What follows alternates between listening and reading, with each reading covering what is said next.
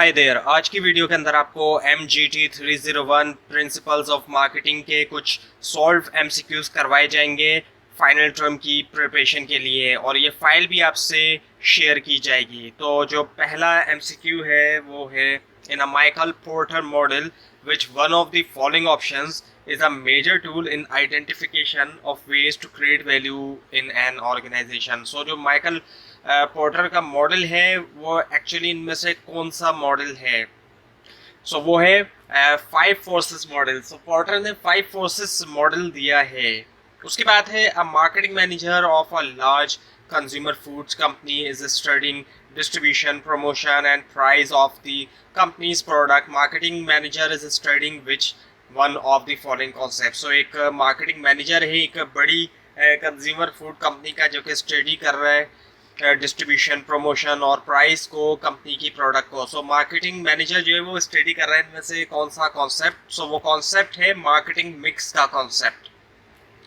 उसके बाद है फिर, which one of the following options represent this statement? What place do you want your product to hold in the consumer's mind? So इनमें से कौन सा ऑप्शन है जो इस स्टेटमेंट को रिप्रेजेंट करता है कि क्या प्लेस आप चाहते हैं अपनी प्रोडक्ट की कंज्यूमर के माइंड के अंदर?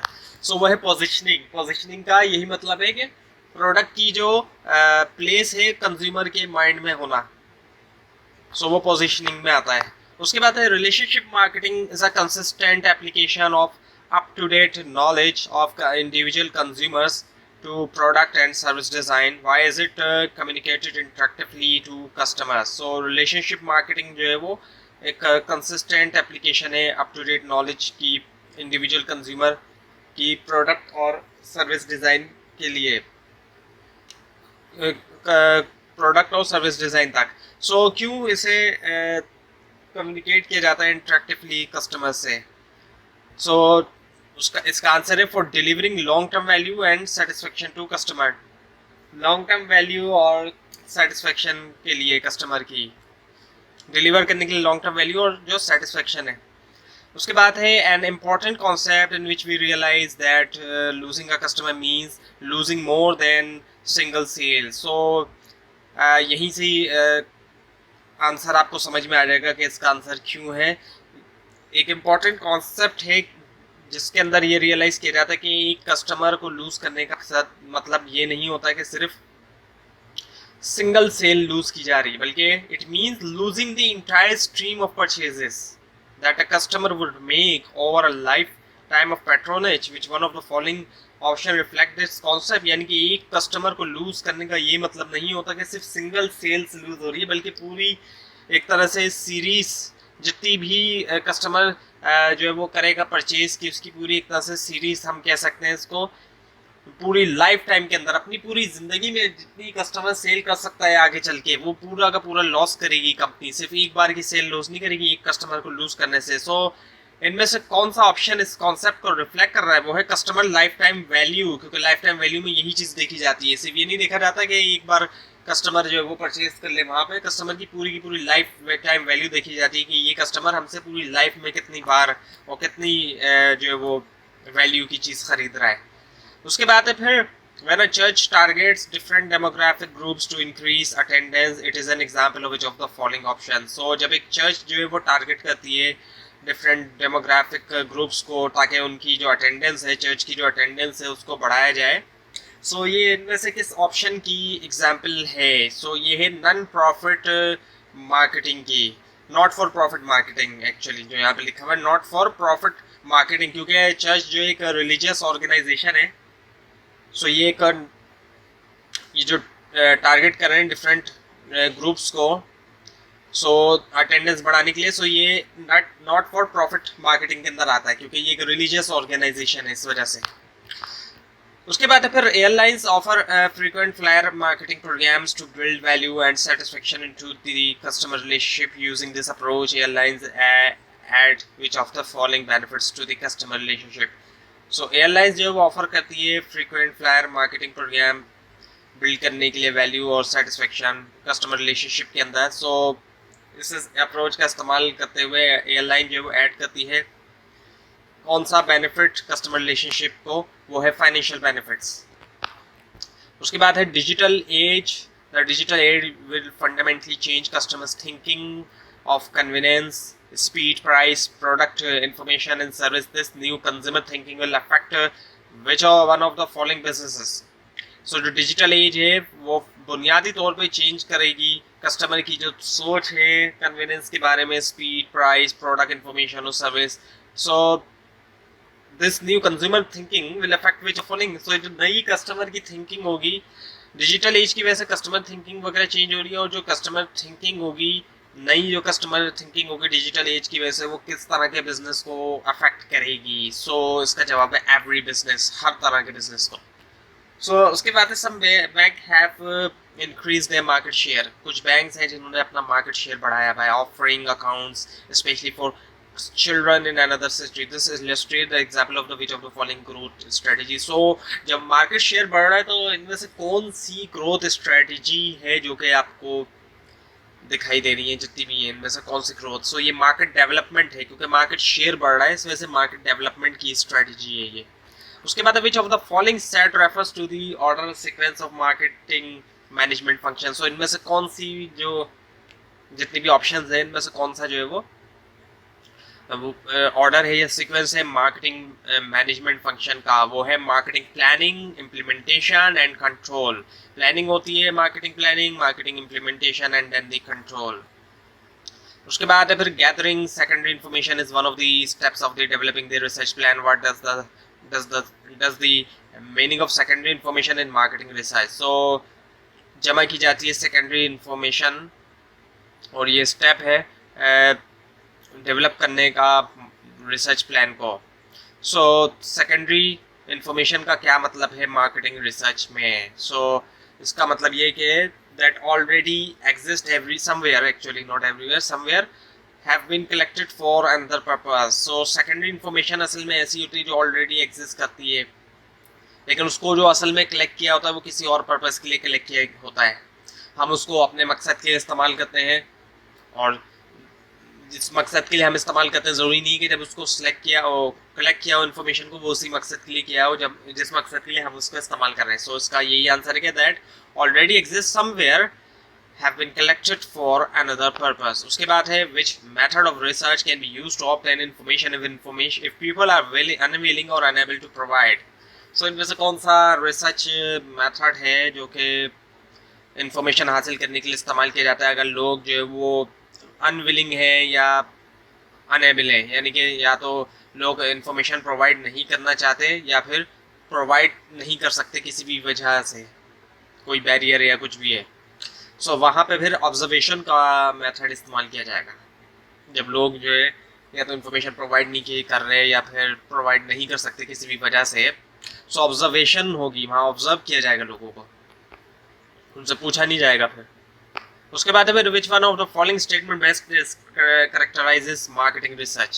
सो इनमें से कौन सा स्टेटमेंट जो वो ज़्यादा बेहतर करेक्टराइज करता है मार्केटिंग रिसर्च को. सो वो है research is conducted on a special project basis.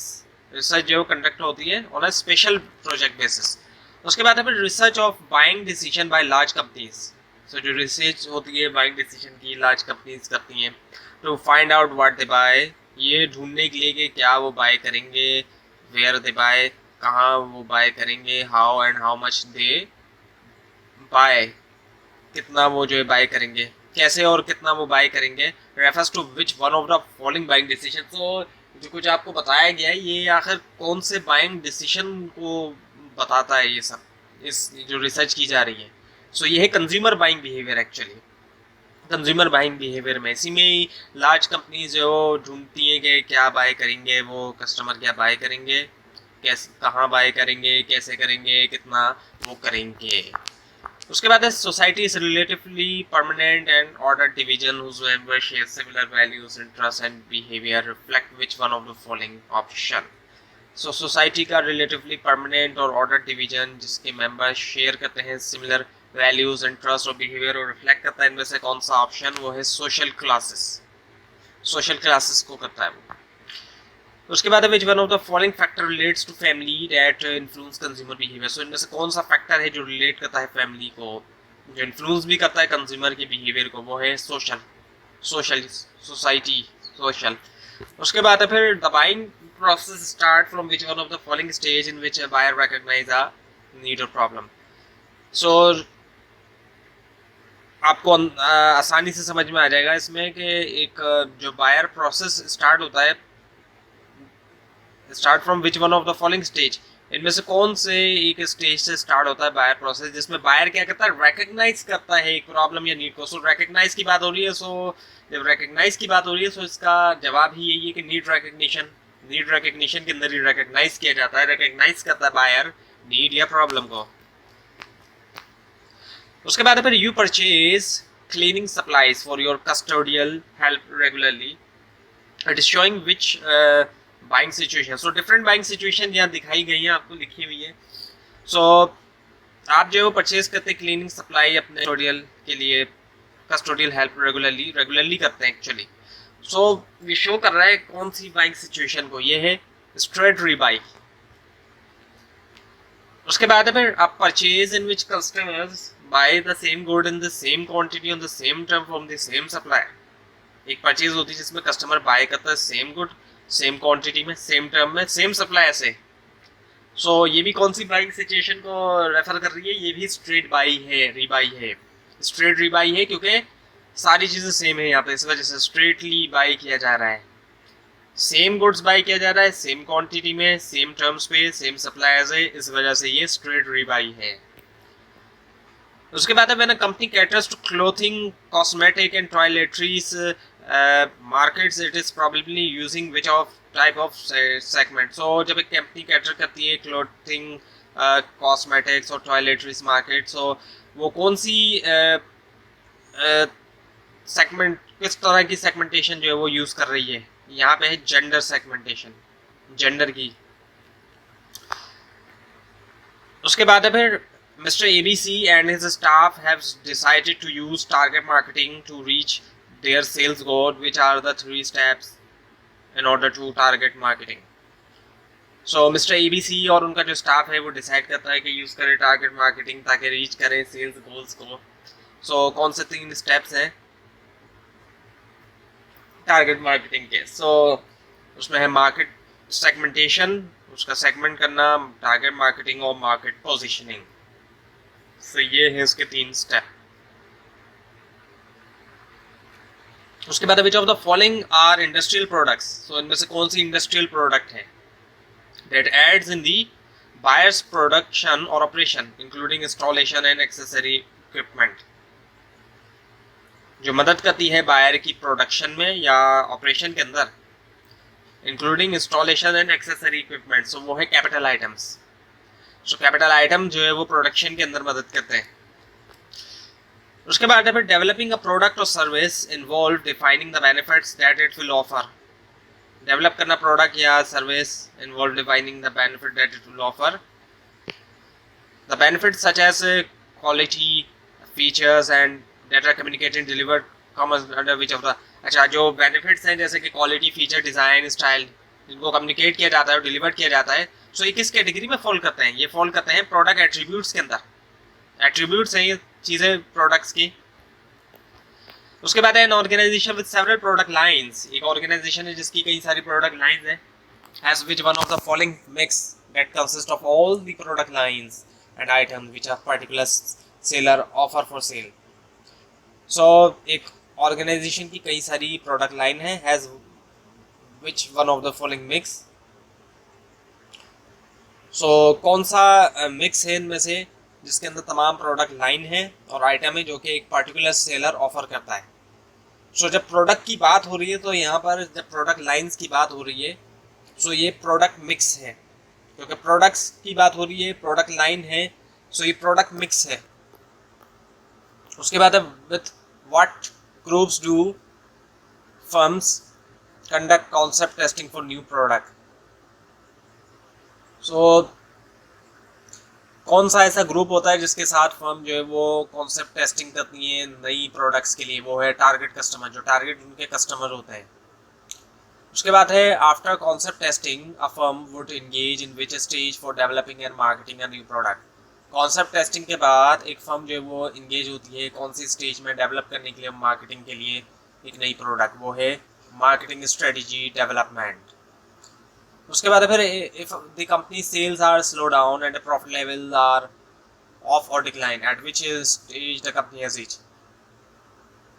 सो एक ऐसी स्टेज जहाँ पर कंपनी के सेल्स जो है वो गिर चुकी है, प्रॉफिट लेवल भी गिर चुके हैं। सो कौन से स्टेज पे पहुँच चुकी है वो है डिक्लाइन की, क्योंकि डिक्लाइन पे सेल्स भी गिर जाती है, प्रॉफिट लेवल्स भी गिर जाते हैं।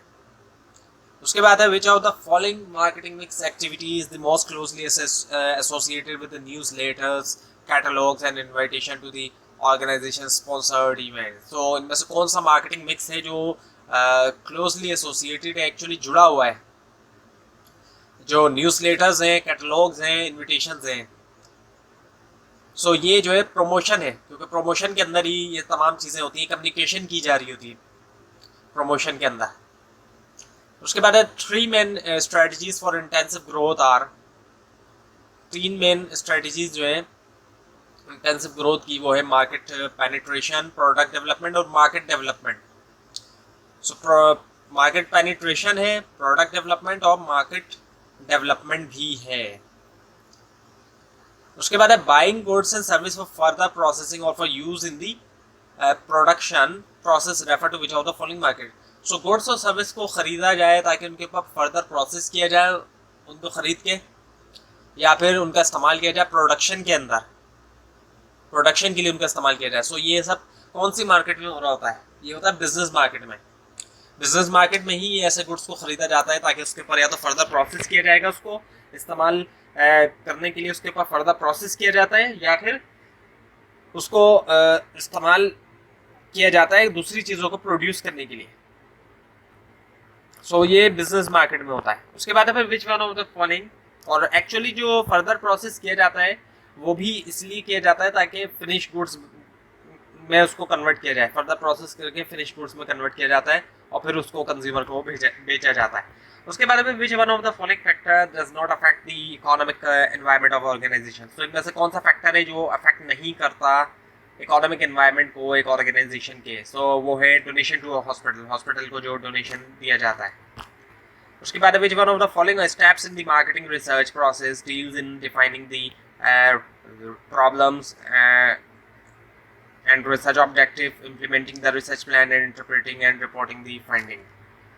So इनमें से कौन सा स्टेप है मार्केट रिसर्च प्रोसेस में डील करता है डिफाइन करना प्रॉब्लम्स और रिसर्च ऑब्जेक्टिव्स, और इम्प्लीमेंट करना रिसर्च प्लान, और इंटरप्रेट करना, रिपोर्ट करना फाइंडिंग्स। जो फाइंडिंग्स से जो रिजल्ट वगैरह है, सो वो है डेवलपिंग द रिसर्च प्लान।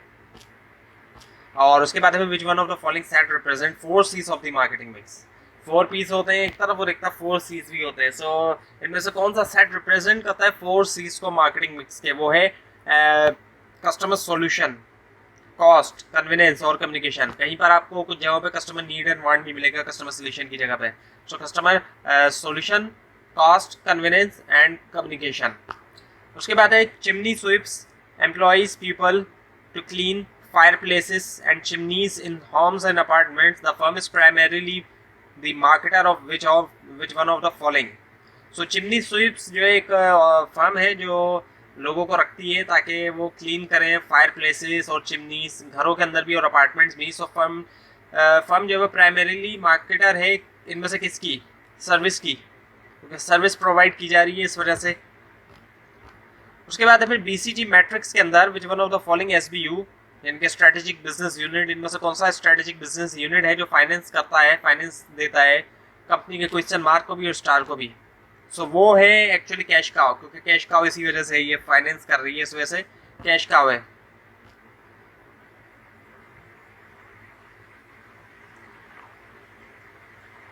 अच्छा, कुछ जगहों पे हो सकता है आपको इसका जवाब स्टार्स भी देखने को मिले, क्योंकि ये काफ़ी कंफ्यूजिंग करने वाला क्वेश्चन है। इसको आप खुद से भी चेक कर लीजिएगा अगर पॉसिबल हो सके तो। उसके बाद फिर environmental groups are one kind of which of the following public. So environmental जो ग्रुप है इनमें से किस तरह का जो है वो पब्लिक ग्रुप है, इनमें से किस तरह का पब्लिक ग्रुप है एनवायरमेंटल जो ग्रुप है? सो वो है लोकल पब्लिक्स। तो ये हुई आज की वीडियो जिसके अंदर आपको MGT 301 प्रिंसिपल्स ऑफ मार्केटिंग की कुछ इंपॉर्टेंट MCQs करवाए गए। आपको अगर ये फाइल चाहिए तो इसका लिंक आपको नीचे डिस्क्रिप्शन बॉक्स के अंदर दिया जाएगा, और अगर लिंक ना मिले उसके आप नीचे कमेंट कीजिए, और इसमें कोई मिस्टेक दिखाई दे उसको भी आप ज़रूर हाईलाइट कीजिए, और इस तरह की मजीद वीडियोस के लिए इस चैनल को सब्सक्राइब कीजिए, बेल आइकन के ऊपर क्लिक कीजिए। Thanks for watching this video and best of luck for your exams.